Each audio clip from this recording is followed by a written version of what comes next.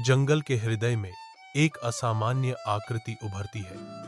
एक गधा जो शेर की खाल में ढका हुआ है। जंगल के निवासियों को धोखेबाज दिखाई देता है और उनके रैंकों में आतंक छा जाता है। जानवर तितर बितर होते ही दहशत फैल जाती है। उनकी प्रवृत्ति तर्क को नकार देती है। गधा अपने भेष में आनंदित होकर शक्ति के भ्रम में डूबा हुआ है। वह जिस डर को प्रेरित करता है उसका आनंद लेता है। उधार की खाल में एक झूठा राजा।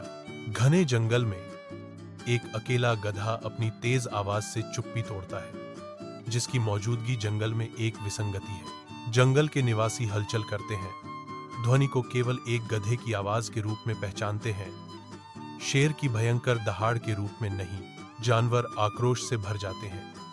यह धोखा उनके गुस्से को और भड़का देता है। सामूहिक आक्रोश से प्रेरित होकर वे अनजान गधे को घेरना शुरू कर देते हैं। उनकी एकता एक मौन खतरा है, घेरा कसता जा रहा है। जानवरों का गुस्सा चरम पर पहुंच रहा है, क्योंकि वे घुसपैठिए के करीब आ रहे हैं। आसन्न टकराव से बेखबर गधा अपने चारों ओर बन रहे तूफान से अनजान लगातार रेंकता रहता है। जंगल जीवन से भरपूर है, चीखों और चहचहाटों का एक सिम्फनी है।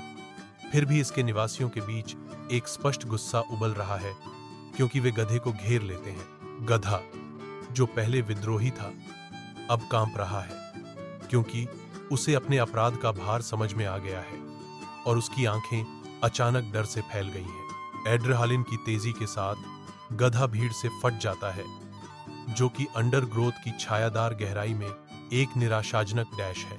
जंगल खुरों की तेज आवाज से गूंज रहा है, जो गधे के घबराकर भागने का एक फीका सा प्रमाण है। इससे पहले कि चुप्पी अपना प्रभुत्व फिर से स्थापित कर ले, एक गहरी शांति छा जाती है। जंगल फिर से सांस ले रहा है। लंबा खिंचाव प्रकृति की शांत गोद में पिघल रहा है।